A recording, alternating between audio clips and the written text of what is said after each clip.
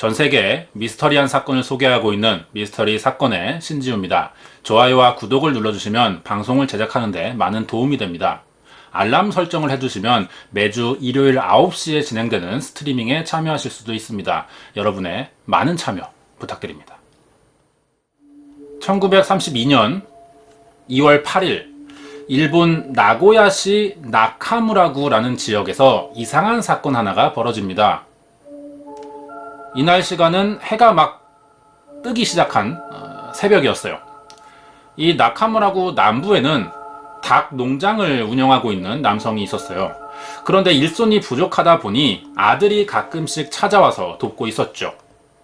아들은 아버지만큼 닭에 대한 지식이 없었기 때문에 주로 하는 일이 닭 모이를 주거나 병아리를 관리했고요. 일주일에 한 번씩 닭의 배설물을 처리하는 청소 정도의 단순한 일이었습니다. 2월 8일 이날이 일주일 만에 닭 배설물을 청소하기 위해 시설을 찾아온 날이었죠. 옷을 갈아입고 청소 도구를 챙겨서 닭장문을 열었습니다.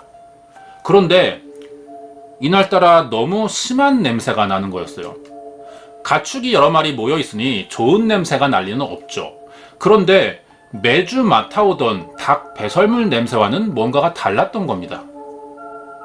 평소와 다르게 심각한 악취가 나자 이상함을 느낀 아들은 문제를 찾기 위해 코와 입을 막은 채 주변을 살피기 시작했어요. 그리고 얼마 지나지 않아서 악취가 나는 원인을 찾을 수 있었습니다. 닭장 옆에 배설물을 처리하는 시설을 따로 만들어뒀는데 이곳 문을 열어보니 사람이 죽어 있는 것이었어요. 깜짝 놀란 아들은 집으로 달려가 아버지에게 이 사실을 알렸고 아버지의 신고로 경찰이 현장에 도착하게 됐죠.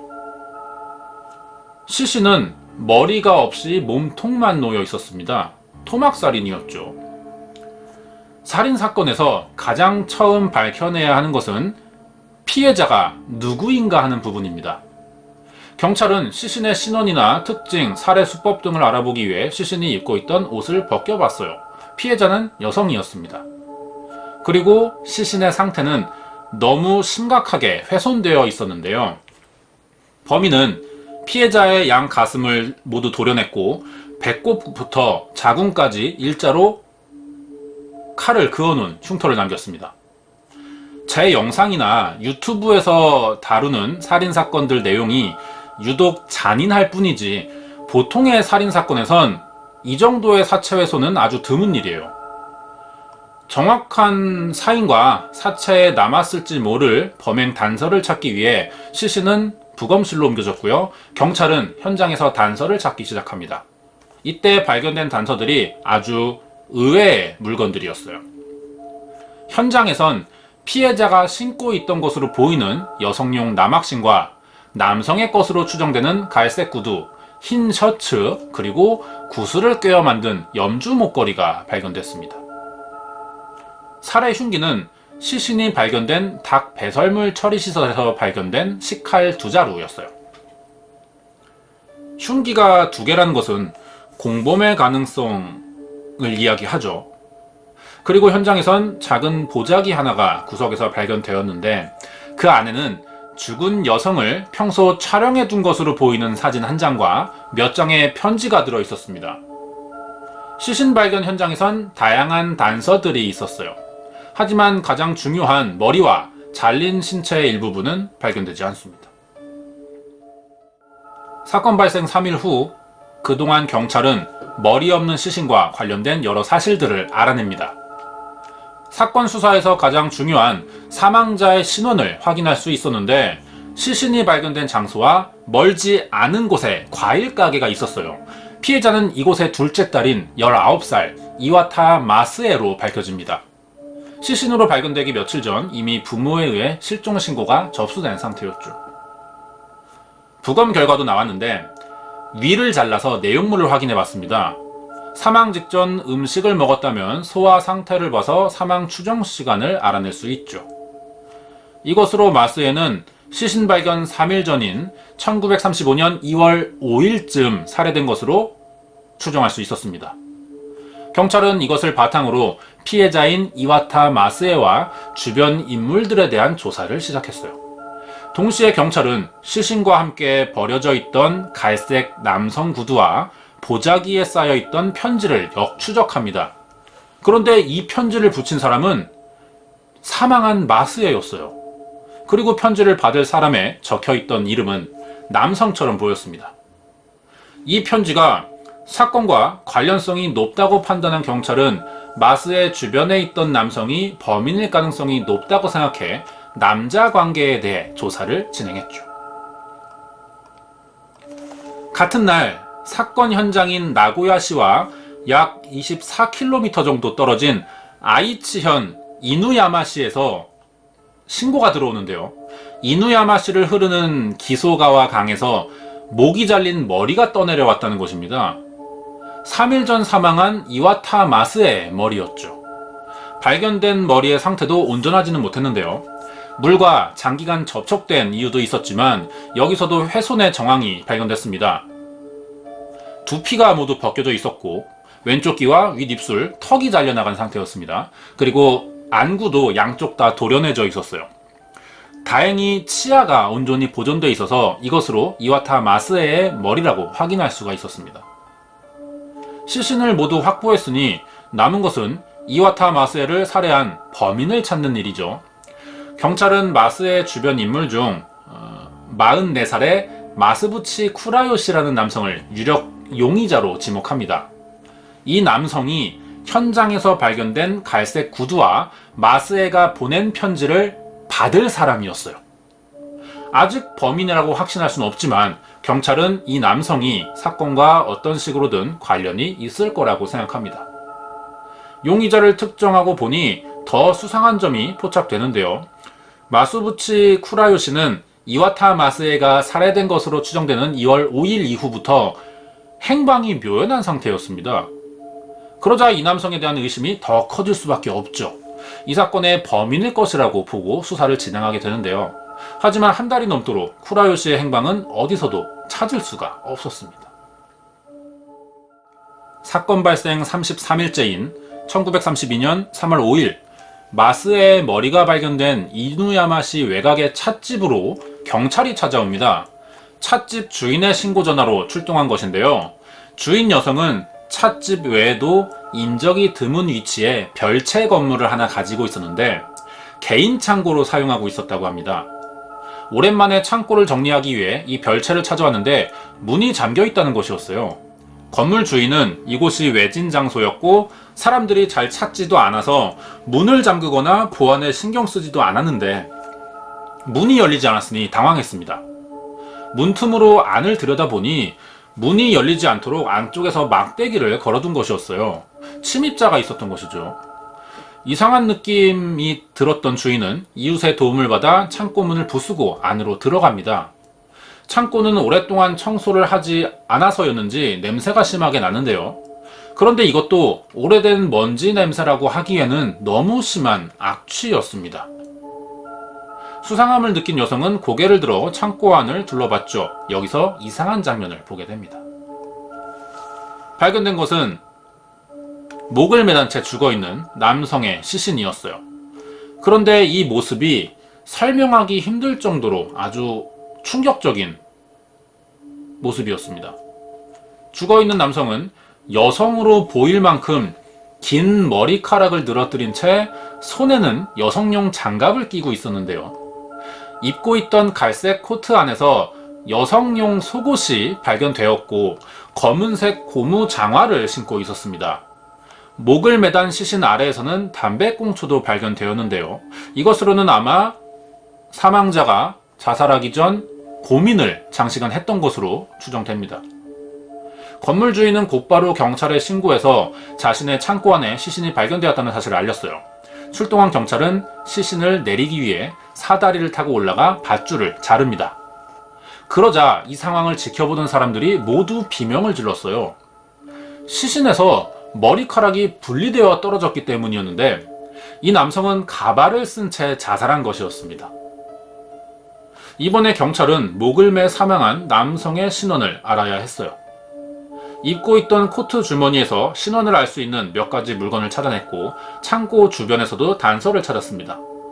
발견된 남성의 전체는 이와타 마스에의 살인 용의자로 지목되었던 마츠부시 쿠라요시였어요. 그리고 머리에 쓰고 있던 것은 가발이 아니라 마스에의 머리 가죽을 벗겨낸 것이었습니다. 입고 있던 여성 속옷과 장갑도 모두 마스에의 것이었어요. 창고 안에서는 마스에의 시신에서 잘려있던 신체의 일부가 발견되었죠. 도련해진 마스의 눈과 귀도 쿠라요시가 입고 있던 겉옷 안에 들어있었고 쪽지 한 장도 있었습니다. 정황들을 보니 이와타 마스에를 살해한 범인은 마츠부시 쿠라요시가 확실해 보였죠. 그러면 마츠부시 쿠라요시라는 사람에 대해서 알아봐야겠습니다. 범행 자체를 보면 이와타 마스에에게 평소 엄청난 집착을 보였던 것으로 생각되는데요. 왜 그랬던 것일까요? 이것을 알기 위해선 마츠부시 쿠라요시의 성장 배경이 중요할 것 같습니다. 1889년 군마현에서 네 형제 중 막내로 태어나게 됐어요. 하지만 형제들이나 부모와는 관계가 원만하지 못했다고 합니다. 예전에 어머니가 자식들을 버리고 새 남자와 바람을 피면서 집을 나간 적이 있는데 이때 쿠라요시가 태어난 사생아였습니다.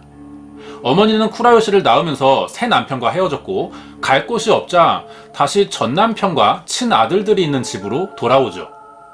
남편은 아내를 용서하고 받아주기로는 합니다. 하지만 다른 남자를 만났고 그 불륜의 증거가 되는 이 쿠라요시까지 받아주지는 못해요. 그래서 12살이 되도록 호적에 오르지도 못했고요. 가족으로 인정해주지도 않았죠. 1921년 32살이 된 쿠라요시는 고향과 가족을 떠나 도쿄로 독립을 합니다. 여기서 한 과자점에 취직해 화과자 만드는 기술을 배우는데요. 의외로 재능이 있어서 얼마 지나지 않아 자신의 이름을 건 과자점도 열게 됩니다. 그리고 이를 가르쳐준 사장의 주선으로 만난 여성과 결혼을 했고요. 아이 둘을 낳아서 가정을 꾸리게 됐어요. 하지만 2년 후인 1923년 9월 1일 관동 대지진이 일어납니다.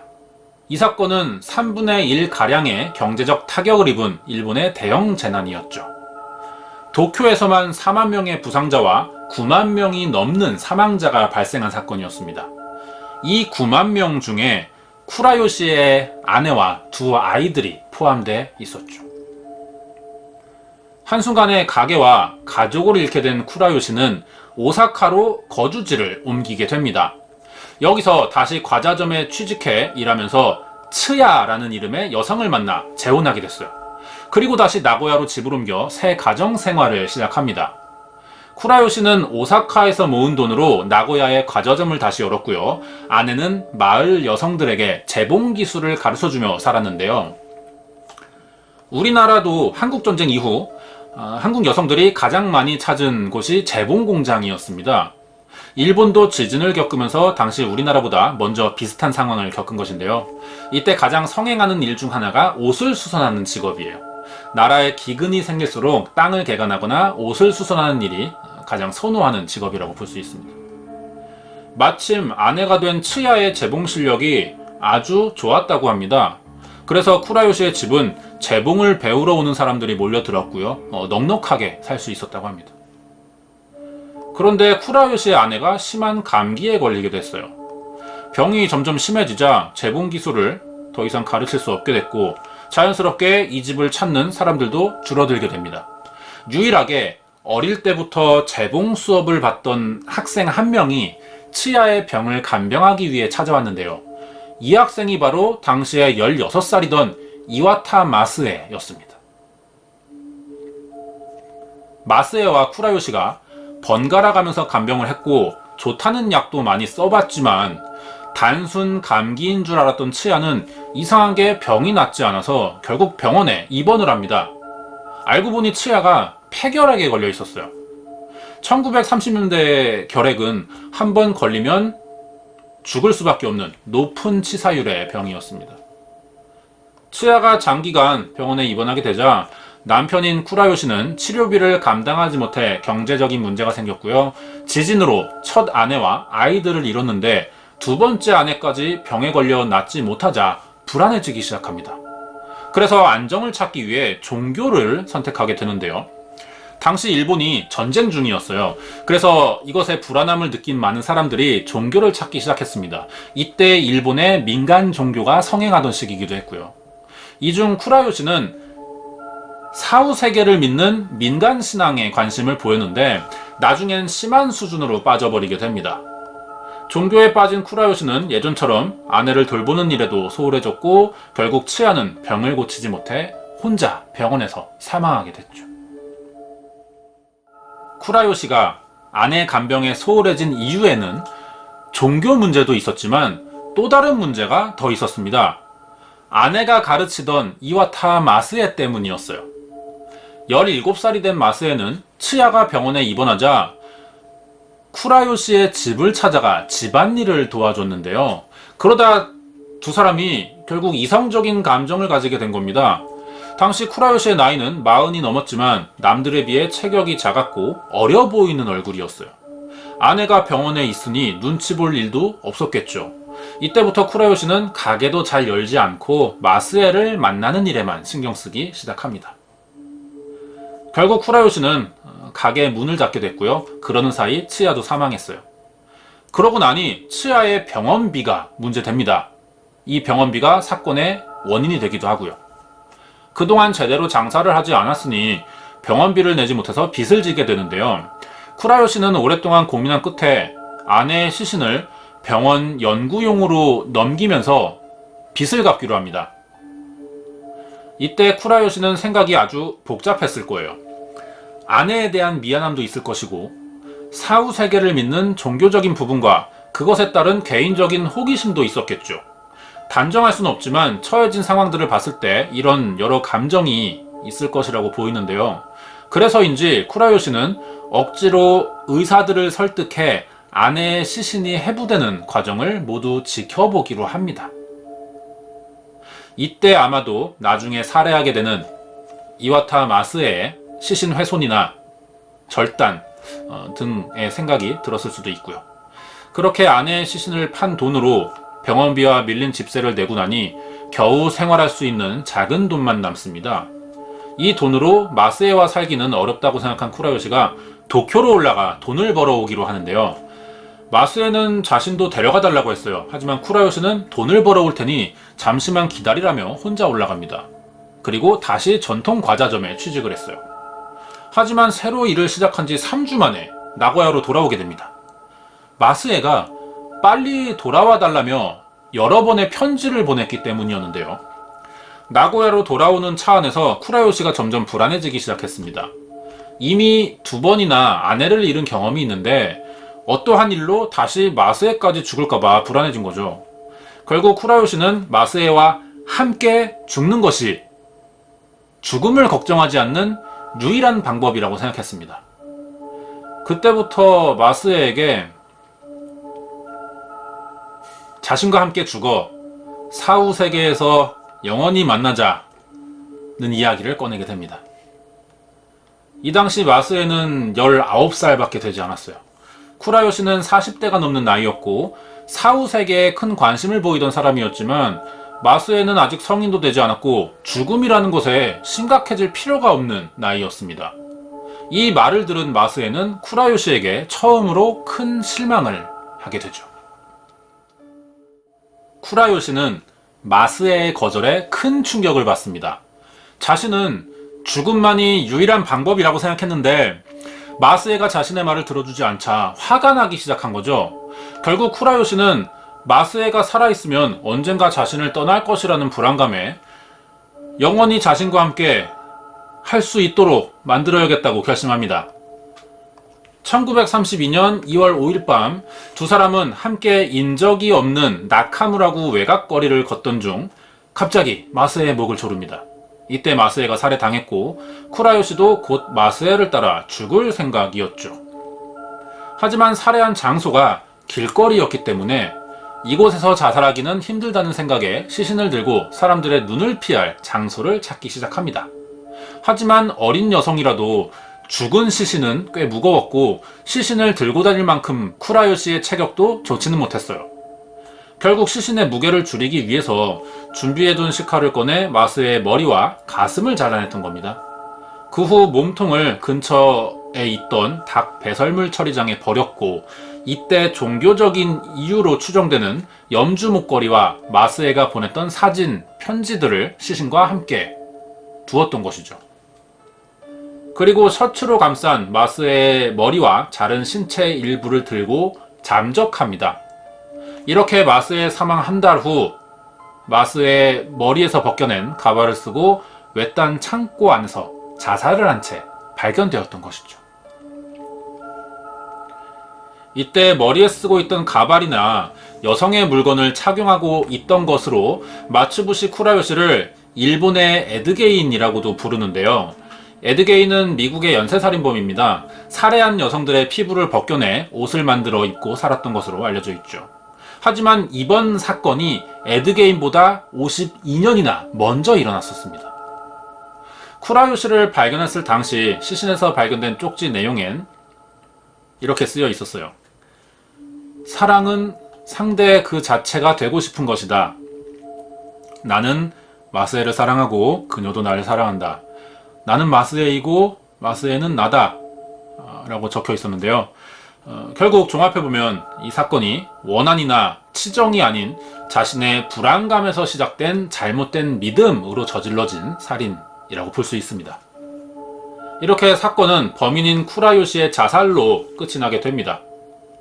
준비한 내용은 여기까지입니다. 이번 사건은 1932년 2월 5일 일본 나고야에서 발생한 머리 없는 시신 사건이었습니다. 네, 준비된 사건이 여기까지였습니다. 비슷한 사건이 일본에서 한 번 더 있었는데요. 이것까지 소개해 드릴게요. 이 사건이 일어나고 4년 뒤였어요. 1936년 5월 18일이었는데 이름은 사다 아베라고 합니다. 이 여성이 자신과 만나던 남성을 목 졸라 살해했어요.